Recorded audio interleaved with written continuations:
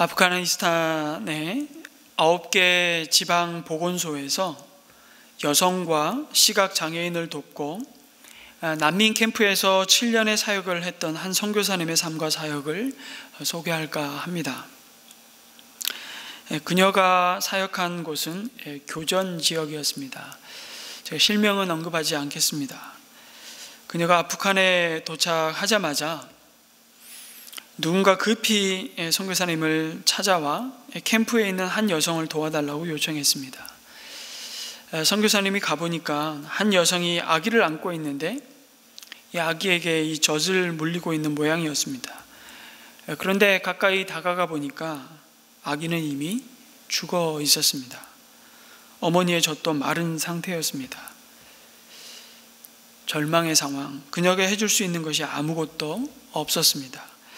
서방에서는 우유가 넘쳐나서 싱크대에 버리기까지 하는데 아프간 난민 캠프에는 아무것도 없었던 상황이 그녀가 아프간에 도착하고 처음 직면한 현실이었습니다. 어느 날은 시장에서 어린 아들 둘을 데리고 나온 아버지를 보았는데 아이들은 아버지의 양다리에 매달려 있었고 아버지는 지나가는 사람들에게 이렇게 외치고 있었습니다. 이 산의 아이들을 키워주실 분 안 계신가요? 누구 이 아이들을 데려가실 분 안 계십니까? 저는 더 이상 이 아이들을 먹여 살릴 힘이 없습니다. 그 자리에 그 광경을 지켜보고 있던 모든 팀원들 뿐만 아니라 사람들은 울기 시작했습니다. 이 일을 계기로 선교사님은 염소 프로젝트를 시작했습니다. 염소 한 마리는 새끼 2마리와 젖을 생산해내는데 한 가족이 염소 한 마리를 키우면서 새끼 한 마리는 그 어미에게 두고 나머지 한 마리는 내다 팔 수 있고 또 염소 젖을 먹을 수도 있었습니다. 이런 정말 눈물 나는 사역들을 계속 이어가면서 선교사님께 인터뷰를 하며 이런 질문을 했습니다. 그런데 그 사역들을 하시면서 가장 어려운 것이 뭡니까? 선교사님의 대답입니다. 가장 어려웠던 것이 바로 불의였다고 말하는 것입니다. 사방에 정말 부당한 일투성이인 현실을 보면서 분노했다고 고백합니다.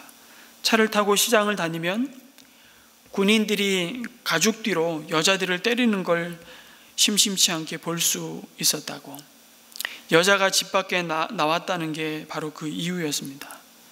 그러면 도대체 여자들더러 어쩌란 것인지, 돈도 없고 먹을 것도 없는 상황에서 여자들도 일을 해야만 하는데 말이죠. 남자들은 수염이 짧다는 이유로 군인들에게 매를 맞는 광경을 종종 보았습니다. 탈레반이 집권하던 그 시절은 더 혹독한 어둠의 시절이었다고. 참 이런 사연들이 계속 인터뷰 내내 이어지는데 이런 일들을 수없이 겪으면서 그녀는 화가 날 때면 그걸 하나님께 전부 표현하지 않고는 견딜 수가 없었다고 말합니다. 어떻게 이런 일이 일어나도록 내버려 두시는 겁니까? 도대체 뭘 하시려고 이러시는 건지, 뭐라도 하셔야 하는 것 아니냐고, 주님은 대체 언제 역사하시려는 겁니까? 너무 불공평하다고 어떻게 보고만 계시는 거냐고. 가끔은 자신이 하나님을 샌드백으로 사용하는 건 아닌가 하는 생각이 들기도 했는데, 그렇지만 하나님은 자신이 실컷 그렇게 하도록 내버려 두셨다고 고백합니다. 그렇게 수년을 보내면서 그녀는 참 서서히 하나님이 주신 답을 찾기 시작했다고. 작은 궁금증에 대한 답들, 그러나 너무나도 은밀하고 조용한 응답들이었다고 고백하면서 이런 사연들을 나눕니다. 어느 날은 선교사님이 전쟁으로 형을 잃은 아메드라는 남자를 만났는데, 그의 이모 집에서 처음 그를 만났는데 어느 나라에서 왔냐고 하기에 말레이시아에서 왔다고 대답하자, 그러면 그쪽은 우리 무슬림 자매냐고 묻는 것이었습니다. 그러자 선교사님은 아니라고, 저는 예수 그리스도를 믿는다고 정직하게 대답했습니다. 그 말을 들은 아메드는 벼랑간 성을 내면서 발로 흙을 차서 그녀의 얼굴을 향해 뿌리고는 그 자리를 떠났습니다. 그 문화에서 손님에게 그런 행동을 보이는 것은 상대를 간접적으로 공격하는 심각한 행동이었습니다. 그런 만남이 있은 후에 얼마 지나지 않아서 선교회 사무실에서 청소 직원을 구하는데 공교롭게도 아메드가 그 자리에 지원을 했던 것입니다. 선교사와의 이런 만남이 전달이 전혀 되지 않은 채 그리고 채용이 되었던 것이죠. 그녀는 아메드가 그 자리에 오면 큰일이라고 생각을 했습니다. 반기독교적일 뿐만 아니라 폭력적이기까지 한 사내라는 것을 이미 경험했기 때문입니다. 그녀는 사무실의 모든 이들에게 그에 대해서 경고했습니다. 그 사람 조심하라고. 그렇게 3년간 그녀를 비롯한 선교회의 모든 이들이 각별히 주의했습니다.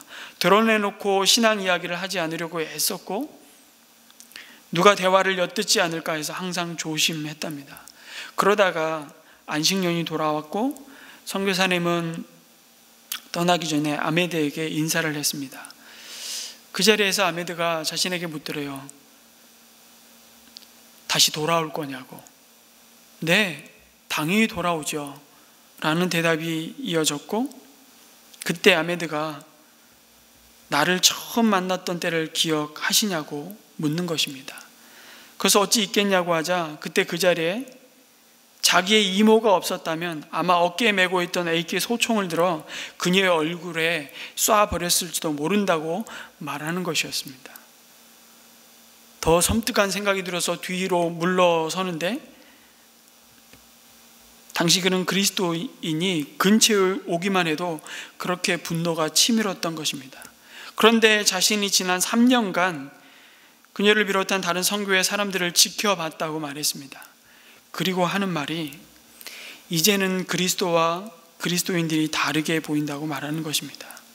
그러면서 하는 말이 그동안 자신이 배운 것은 딱 하나뿐이었다고, 그게 전부인 줄 알고 살아왔다고 말하는 것이었습니다.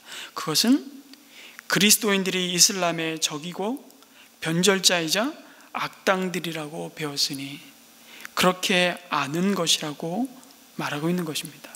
그래서 그리스도인들을 죽인 무슬림 광신도는 순교자나 영웅대우를 받는다는 사실 말입니다. 그래서 아메드가 그녀에게 그리스도인들이 이전과 다르게 보인다고 말한 것은 그냥 우리가 보통 생각하는 것보다 훨씬 더 큰 의미를 가진다는 것을 선교사님은 이미 알고 있었던 것입니다. 또 한 번은 병원에서 일하는 환자의 친척이 선교사님을 집으로 초대했는데 처음에는 누군지 몰랐지만 알고 보니 지배 종족인 파슈툰족의 사령관 집이었던 것입니다. 그렇게 시작된 사령관과의 만남을 인터뷰하는 내내 쭉 소상히 설명해 주었습니다. 여자와 남자가 동석이 허락되지 않는 문화에서 어떻게 관계가 이어졌는지 복음을 들려주게 되었고 예수 영화가 담긴 DVD를 전해주고 돌아오게 되었습니다. 시간이 흘러서 지금 우리 이 연말처럼 많은 사람들이 한 해를 마치는 것을 또 기뻐하고 가족들이 모이는 그런 때에 이 선교팀은 현지인들과 함께 크리스마스 연극을 준비했는데 현지어로 복음을 소개하는 시간이었습니다.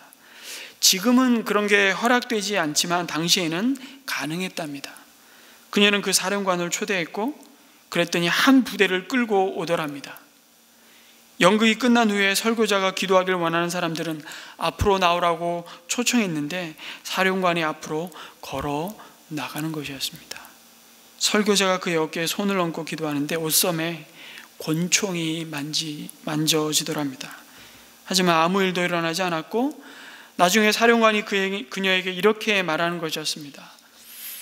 아무개시, 나도 정말 믿고 싶소. 정말 그렇소. 하지만 그럴 수 없다오. 내가 가진 지위 때문에 나는 이 부족의 지도자요. 내가 개종하면 어떤 일이 벌어질지 상상할 수 있겠소. 그러나 마음이 힘들 때마다 나는 밀실에 들어가 문을 잠그고 그 DVD를 봅니다.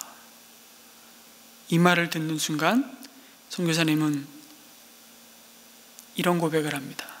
그런 일을 하실 분은 주님밖에 없다고 고백하지 않을 수 없었습니다.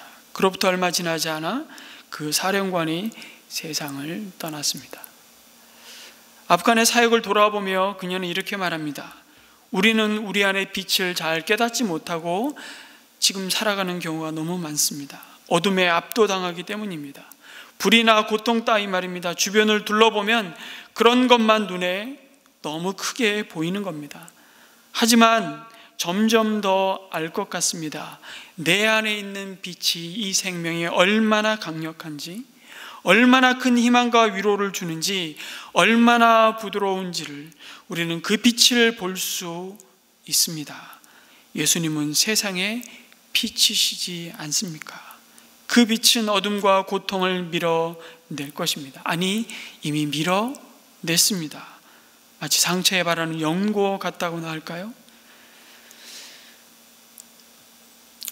오늘 말씀을 나누면서 저는 한 주간 이 선교단체에서 선교단체가 설립된 지 120주년을 기념한 이 책을 한 주 내내 읽으면서 10명의 선교사님들의 생애를 쭉 읽으면서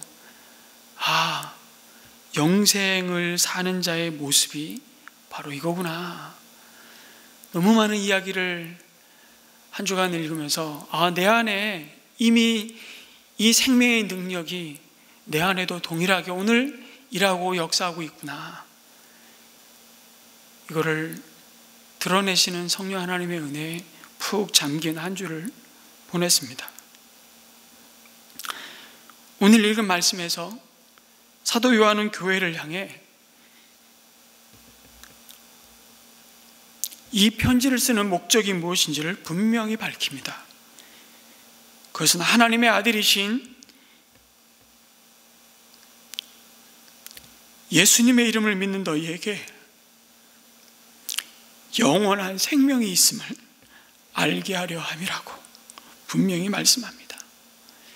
미래에 약속된 천국에서의 영원한 삶만이 영생이 아니라 이미 그 천국에서 누릴 영원한 생명의 역사와 확신을 이 땅에서부터 소유한 자로 사는 자들임을 확신케 하기 위해서 이 편지를 쓴다고 말씀합니다. 그게 13절의 말씀이죠.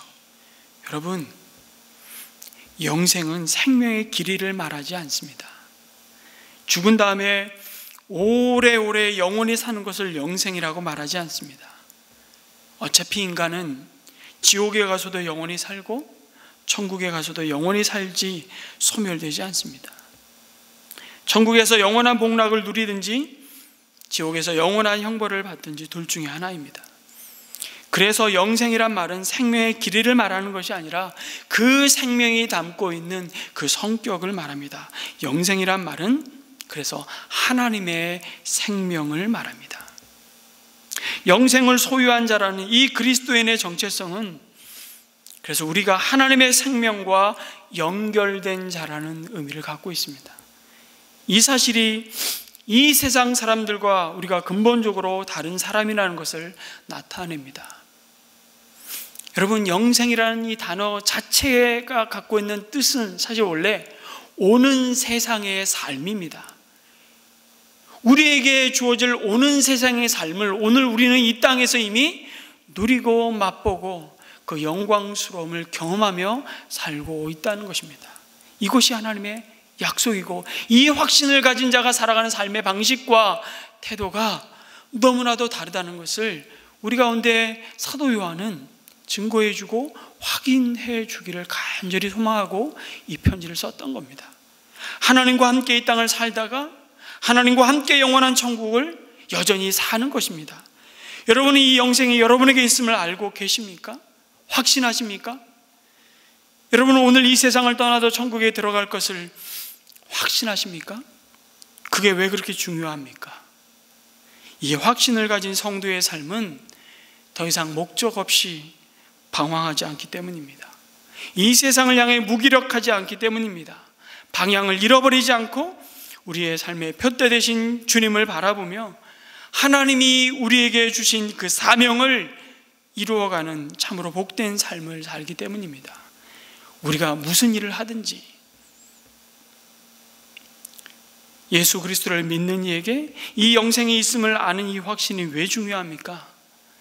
우리가 살아도 주를 위해 살고 죽어도 주를 위해 죽을 수 있는, 사나 죽으나 우리가 주의 것임을 알기에 우리는 담대하게 세상을 향해 주님의 증인들로 설 수 있기 때문입니다.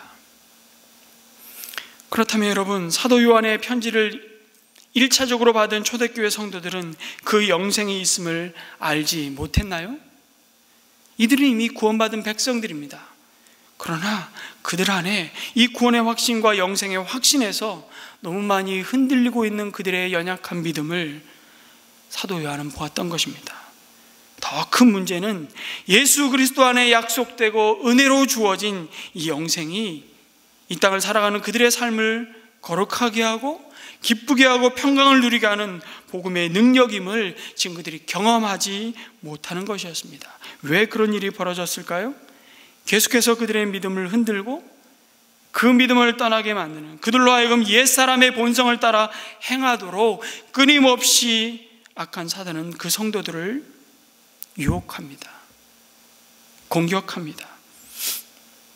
우리는 약하고 세상은 너무나도 악하다는 그 현실 앞에 성도들의 믿음이 무너지기 시작합니다. 세상은 교회를 핍박합니다.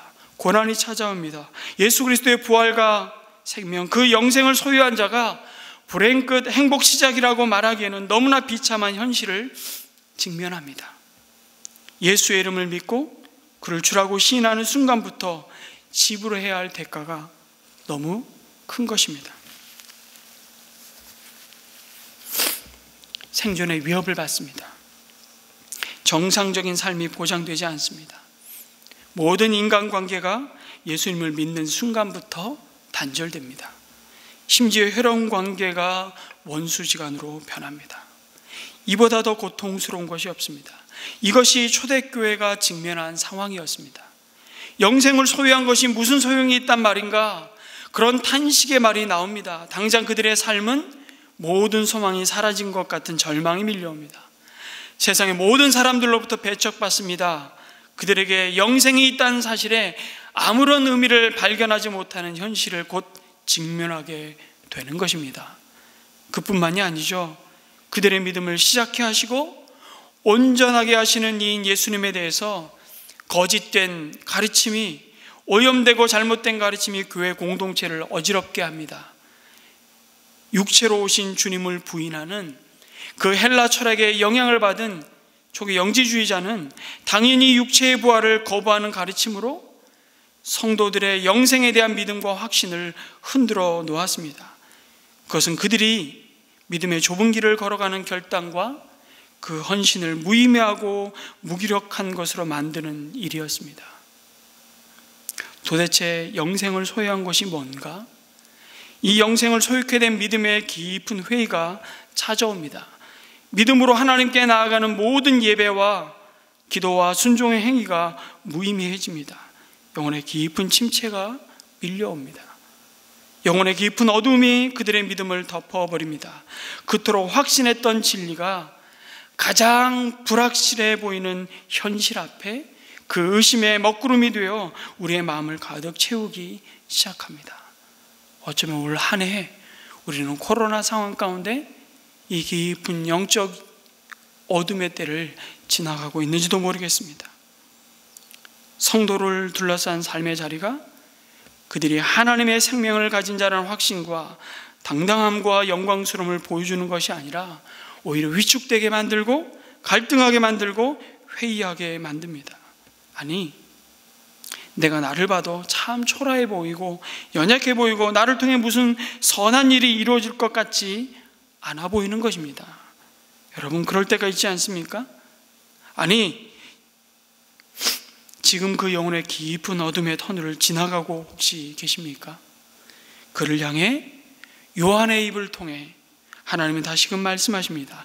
너희에게 영생이 있음을 알게 하려 함이라. 영생이 있음을 이미 가지고 있음을 여러분 느끼게 하려 함이 아니라 소망하게 하려 함이 아니고 알게 하려 한다고 말씀합니다. 우리는 이 땅에서부터 영생을 소유한 자들임을 안다고 말씀합니다. 아니, 그 영생을 경험합니다. 어떻게 해요? 하나님께 나아갈 담대함을 통해서 우리는 오늘도 하나님의 나라의 영생이 가져온 그 참된 의와 평강과 희락을 누립니다. 그것은 우리를 둘러싸고 있는 환경이 보장하는 것이 아닙니다. 영생은 우리 자신의 자격과 상황에 따라 소유한 것 같기도 하고 없는 것 같기도 한 것처럼 여러분 우리의 기분이나 상황이나 우리의 느낌으로 아는 것이 아닙니다. 우리 자신을 보면요, 우리는 늘 함양미달입니다. 우리가 가진 이 영생의 확신, 구원의 확신의 근거는 하나님의 언약인 말씀의 증언입니다. 중국의 어떤 한 형제가 이건 내가 죽으면 천국 갈 수는 없겠다, 낙심이 밀려왔습니다. 이렇게 죄를 안 짓겠다고 약속해놓고 또 얼마 있다 보면 또 자연스럽게 죄 가운데 있는 죄를 짓고 그 죄를 끊어보겠다고 결심했지만 아파하지만 또 얼마 있다가 원상복구되고 그래서 나는 천국에 갈 수가 없을 것 같다. 그 사람이 워치만니라고 하는 유명한 전도자의 집에 찾아왔습니다. 그 고민을 털어놓자 워치만니가 이렇게 말합니다. 형제요, 여기에 있는 이 개를 보십시오. 내가 기르는 개입니다. 이 개 너무너무 착합니다.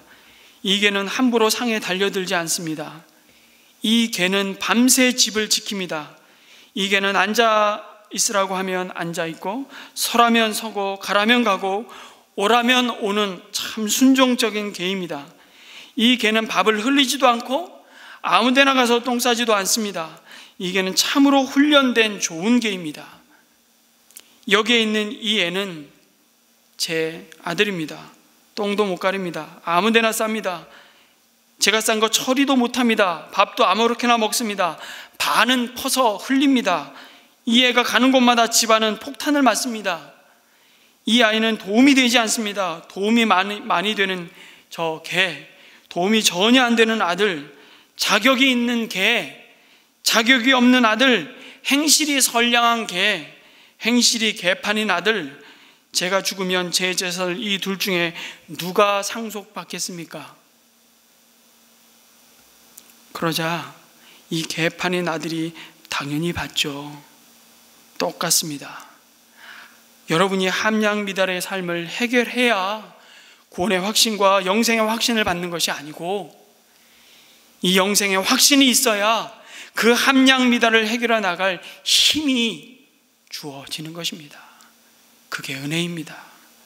그 죄를 끊어야 영생의 확신을 갖는 게 아니고 그 영생의 확신이 있어야 그 죄를 끊어버릴 힘을 얻게 됩니다.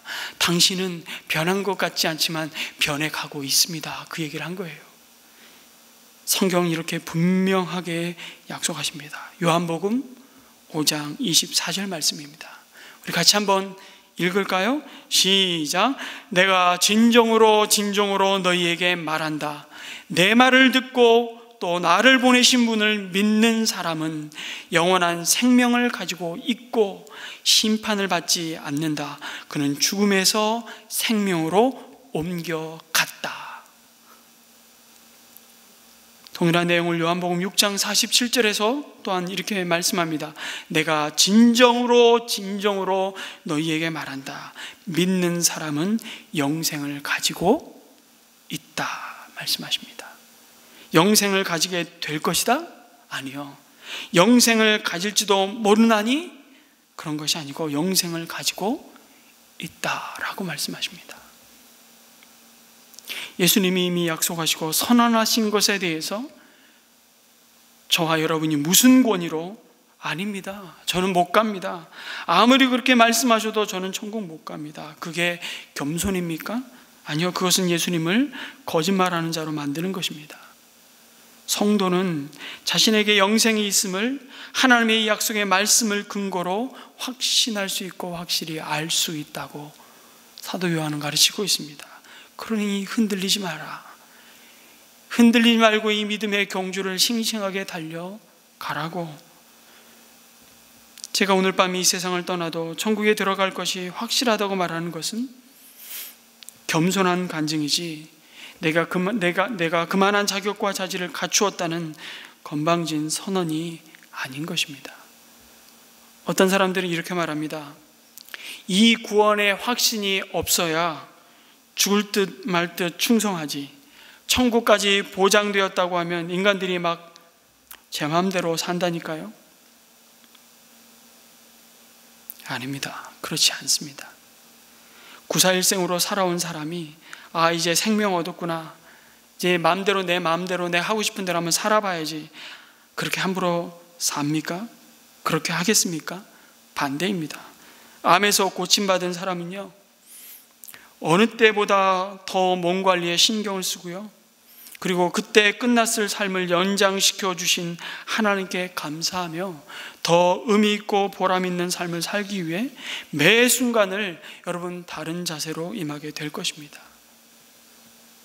그래서 어쩌면 당신 암이요 라는 선고받는 순간 그건 정말 나에게 감추어진 은혜요 축복이라는 것을 그 치료의 과정을 지나간 많은 분들은 이구동성으로 고백하고 그 남은 때를 이제 주님과 어떻게 하면 더 친밀하게 동행하며 주의 뜻을 나의 뜻으로 품고 주님의 소원을 나의 소원으로 품고 함께 주님의 사명을 위해 살아갈 것인가, 그 고민을 하지 않을 수 없는 거죠. 영생의 확신은요, 저와 여러분의 삶을 무너뜨리는 것이 아니라 오히려 우리의 삶을 세우는 힘이 되고 지혜가 되는 것입니다. 그래서 그 확신을 가지라고. 두려움 없이 살고 두려움 없이 죽는 방법은 내가 오늘 밤 이 세상을 떠나도 하나님의 생명인 영생에 들어갈 것이 확실해야 가능한 것입니다. 여러분, 영생이 있음을 아는 자, 확신하는 자는 이 땅의 삶을 죽음의 원리가 아닌 그래서 생명의 원리를 따라 자신의 삶을 세워갑니다. 그것이 무엇인지를 이어서 말씀해 주십니다. 그 영생을 소유한 자가 누릴 담대함이 있다고 말씀하십니다. 그것은 바로 기도하는 삶입니다. 그것은 기도할 수 있는 특권과 기도 응답에 대한 확신입니다. 그 기도를 들으시며 그 기도에 응답하시는 하나님을 확신하는 믿음이 영생을 소유한 자가 취하는 삶의 태도요 생명의 원리입니다. 그게 삶의 방식이에요.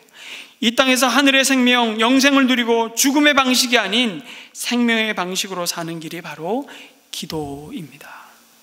무한하신 하나님의 지혜와 전능하신 하나님의 능력을 날마다 덧입고 우리로 하여금 부르신 삶의 이유와 목적인 주님의 증인으로 살게 하시는 그 실제적인 하나님의 도우심이 바로 기도입니다. 아프간에서 아까 말씀드렸던 선교사님은 자신이 할 수 있는 건 기도뿐이었다고 고백하며 인터뷰를 마칩니다.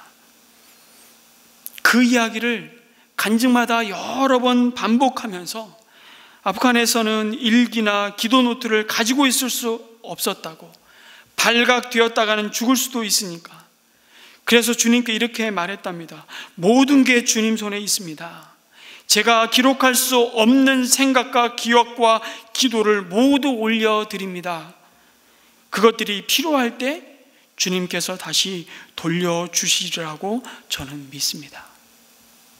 그리고 주님은 정말 그렇게 하셨다고 고백합니다. 아마 이분은 그 기록에 의하면 지금 필리핀에서 마지막 아마 사역을 하고 계시지 않을까. 70이 다 돼 가시는 싱글 선교사님이신데요, 언제나 주님은 말씀하셨고 자신은 펑펑 울 수밖에 없었다고. 자신의 상황이나 고난이 처량해서 우는 게 아니라 주님의 사랑과 은혜, 그리고 그분이 자신과 세상을 위해 하신 일들 때문에 운다고, 그게 자신이 얻은 유일한 답이라고 말하는 것입니다. 여러분, 우리가 하나님께 무엇을 기도하든지 하나님은 다 들으십니다. 우리가 드리는 기도 중에서 하나님께서 듣지 못하시는 기도는 아무것도 없습니다. 심지어 우리가 구하기도 전에 하나님은 우리의 필요를 다 아신다고 말씀하십니다. 그리고 그것에 대한 기도응답은 둘 중 하나입니다. 문제를 해결해 주시거나 문제를 감당할 수 있는 힘을 주시는 것입니다. 그분이 우리의 아버지 하나님이십니다. 이것이 우리에게 주신 담대함입니다. 우리는 기도를 해놓고도 자꾸 잊어버리죠. 그러나 하나님은 잊지 않으십니다. 최선의 때 가장 선하신 방법으로 이루어 주십니다. 그래서 하나님 앞에 기도하면 무엇이든지 손해를 보는 것은 없습니다. 특히 기도하고 싶지 않을 때, 전혀 기도에 대한 확신이 없고 하나님의 임재를 느낄 수 없을 때에도 기도해야 합니다. 여러분, 막 기도하고 싶은 감정과 느낌이 끌어오를 때 나 기도해야지, 기도하는 때는 찾아오지 않습니다. 왜냐하면 여러분, 그 기도의 응답은요, 우리의 상태에 있는 것이 아니라 하나님의 신실하심에 있기 때문입니다. 아니, 그러면 기도 하나 안 하나 하나님이 다 알아서 하실 텐데 우리가 뭐 한다고 그렇게 열심히 기도하나? 어차피 다 하나님의 뜻대로 될 일은 되고 안 될 일은 안 되는데 우리가 여기서 여러분 걸려 넘어지는 겁니다. 아닙니다. 하나님은 그렇게 기계적인 분이 아닙니다. 뿐만 아니라 기도하는 자를 통해 하나님은 비로소 자신이 누구이신지를 인격적으로 우리 개인적으로 깊이 경험하게 하십니다. 왜요? 하나님은 우리와 함께 주님의 뜻을 이루어 가기를 원하시기 때문에 그렇습니다. 그 사귐 가운데 우리를 부르셨기 때문입니다. 우리가 요한 1서에서 이미 묵상하지 않았습니까? 하나님을 맛보아 아는 자로 우리를 부르십니다. 이것이 기도의 자리이고 이것이 영생을 이 땅에서부터 이미 누리는 복된 삶이라고 말씀하십니다. 하늘의 영광과 능력과 지혜를 끌어다 사용하는, 아니 하나님의 영광과 능력과 지혜에 이끌려서 우리의 삶이 그 하나님의 위대한 손에 의의 도구로 사용되는 그 놀라운 은혜를 누리는 것이 바로 기도입니다. 그래서 우리가 일할 때는 우리 자신이 일하는 것이지만 우리가 기도할 때는 하나님이 일하신다는 그 사실을 우리가 실제로 경험하는 것입니다. 그 다음에 주신 말씀이 그거예요. 우리가 무엇을 기도할까를 생각해야 하는 것입니다. 오늘 말씀은 주의 뜻대로 무엇을 구하면 들으시리라고 말씀하십니다. 여기 들으심이라는 말은요, 주의 뜻대로 구하면 들으실 것이다, 미래형으로 사용되지 않았습니다. 주의 뜻대로 구하면 들어주실지도 모른다, 이런 가정형이 아닙니다. 이것은 이미 들으셨다는 완료형입니다. 주의 뜻대로 구하는 순간 이미 들으셨다는 것입니다. 들으셨다는 말은 하나님의 귀가 우리에게 언제나 열려 있다는 것입니다. 여러분, 아기가 엥 하고 울면 엄마는 듣습니다. 그 자신의 생명과 맞바꾼 데 자식이기 때문입니다. 그 생명을 걸고 낳았기 때문입니다. 우리가 드려야 할 기도의 내용은 주의 뜻입니다. 저와 여러분을 향한 주의 뜻이 뭡니까? 두 가지로 예수님이 이미 쪼리셨어요. 모든 하나님의 말씀, 그 중에 가장 큰 계명이 무엇인지, 마음을 다하고 뜻을 다하고 힘을 다하여 주 너희 하나님을 사랑해라. 그리고 둘째는 이와 같으니 내 이웃을 내 몸과 같이 사랑해라. 사랑하는 그 목적과 동기가 내 기도의 동기인지, 그 질문에 예스라면 여러분 무엇이든 구할 수 있습니다. 날마다 그 두 개의 기준에 합하다면 여러분 무엇이든지 구할 수 있습니다. 내 기도가 하나님의 뜻에 일치하는지 아닌지 아주 믿음이 잘 자라고 성숙한 다음에는 알 수 있는 것이 아닙니다. 여러분 3살배기 소녀도 혼날 짓을 했는지 당당한 요구를 하는지 다 압니다. 얼마나 눈치가 빠른지 모릅니다. 성령 하나님께서 여러분 속에서 그건 아니지, 그러면 구하지 마세요. 아무 말씀 없으시면 무엇이든지 구하세요. 주님의 뜻에 어긋날까 봐 이것도 기도 못하고 저것도 기도 못하는 것은 여러분 사탄의 회방이요 유혹입니다. 특별히 오늘 말씀에는 누구든지 형제가 사망에 이르지 아니하는 죄에 범하는 것을 보거든 구하라고 말씀하십니다. 그리하면 그에게 생명을 주시리라고 약속하십니다. 놀라운 선포가 아닐 수 없습니다. 우리의 중보기도를 통해 하나님은 죄 가운데 있는 한 사람을 건지시겠다고 약속하십니다. 인간의 죄를 용서하는 일은 전적으로 여러분 하나님께 달려있는 문제이지만, 요한 사도는 형제가 죄를 짓는 것을 목격하면 그의 용서를 위해서 하나님께 기도할 것을 권면하고 있습니다. 형제의 허물과 죄를 보고 정죄하고 비판하는 것은 우리의 몫이 아니라고, 무엇보다 먼저 그를 위해 기도하라고 말씀하십니다. 그럴 때 하나님은 그 형제를 그 죽음의 길에서 돌이켜 생명의 길로 인도하시겠다고 약속하십니다. 하나님의 자비와 긍휼이 그로 하여금 죄에서 돌이켜 회개의 길로 들어서게 하는 은혜로 임재하시겠다고 말씀하십니다. 이것이 영생을 소유한 자가 여전히 죽음이 지배하는 이 세상에 생명을 가져오고 그 생명을 회복하고 충만케 하는 사명이라고 말씀하십니다. 그러나 한 가지 말씀을 첨부하시죠. 사망에 이르는 죄가 있으니 이에 관하여 나는 구하라 하지 않노라 말씀하십니다. 굉장히 엄격해 보이고 참 무서워 보이지만 사실은 이건 당연한 결론입니다. 예수 믿지 않았는데도 저 사람 구원해 주십시오라고 구할 수는 없는 것 아닙니까? 저 사람 예수 안 믿었습니다. 그러나 착하게 살았으니 구원해 주십시오. 그건 소용없는 기도라는 것입니다. 왜냐하면 예수 안에 허락된 그 은혜와 그 용서, 예수 안에 허락된 하나님의 사랑 외에 다른 방법과 내용도, 다른 어떤 자격이나 조건도 사망에서 영생을 얻기에 효력이 없기 때문에, 무효하기 때문입니다.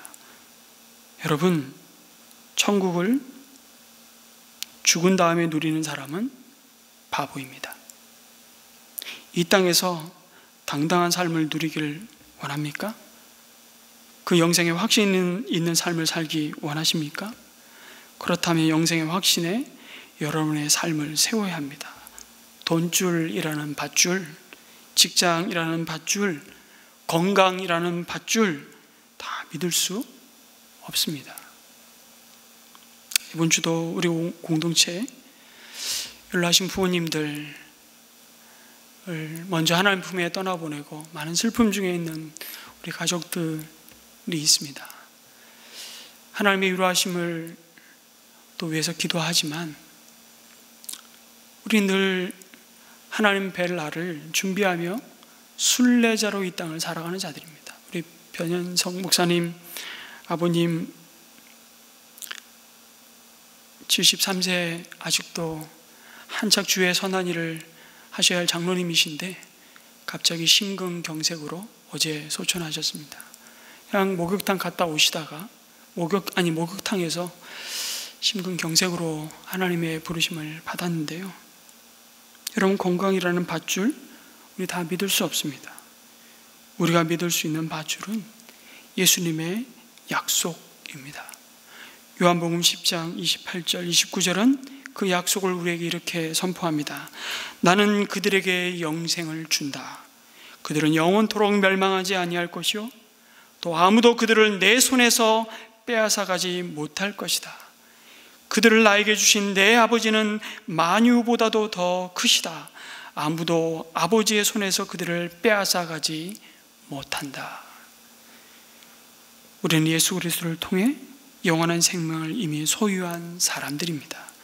소유했을 뿐만 아니라 예수님이 다시 오실 때에 있을 그 영생의 세계를 이 땅에서 이미 누리는 자로 부름받았습니다.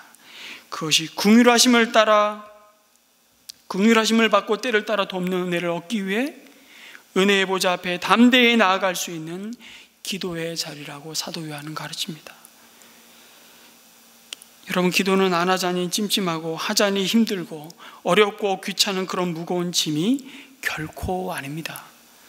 기도는 오늘도 죄의 죽음이 가득한 이 땅에 하늘의 생명을 가져오는 놀라운 하나님의 능력임을 믿으시기 바랍니다. 오늘도 우리에게 허락된 이 땅의 하루를 그저 마지못해 죽지 못해 사는 인생이 아니라 영생을 사는 저와 여러분이 되시기를 주님의 이름으로 축원합니다. 아멘.